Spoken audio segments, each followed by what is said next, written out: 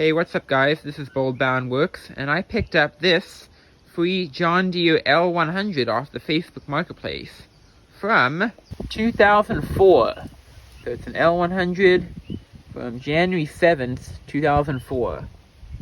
In this video, we're going to see if we can get it running. First off, let's check the oil and gas. See what this is looking like. Quite black, but at least it's full.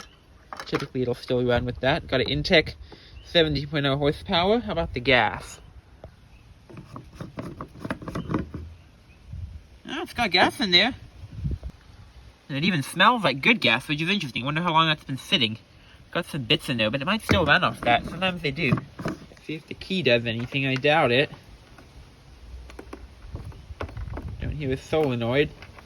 And this won't work because the starter wire is disconnected. Battery is a Magna Power from, let's see if we can find a date stamp anywhere. Well, it's 230 cold cranking amps, but I don't see a date stamp. Let's see if we can get this thing running. Got a 10mm socket. Get this battery removed.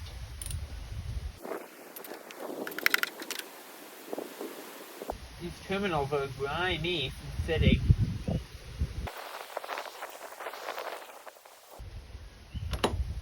Well, those bolts were nuts, actually. Were not very tight on there. It comes... Oh, it does have a date stamp on it. Here's the old battery. It's quite a relic. And I did find an old date stamp. So, December 2014. Couldn't be 2004, because this mower was made in 2004, and it's not the original. It's definitely not 2024, based on the condition.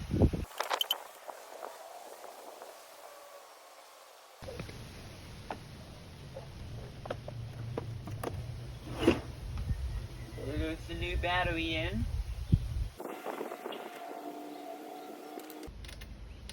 Oh yeah, hear that?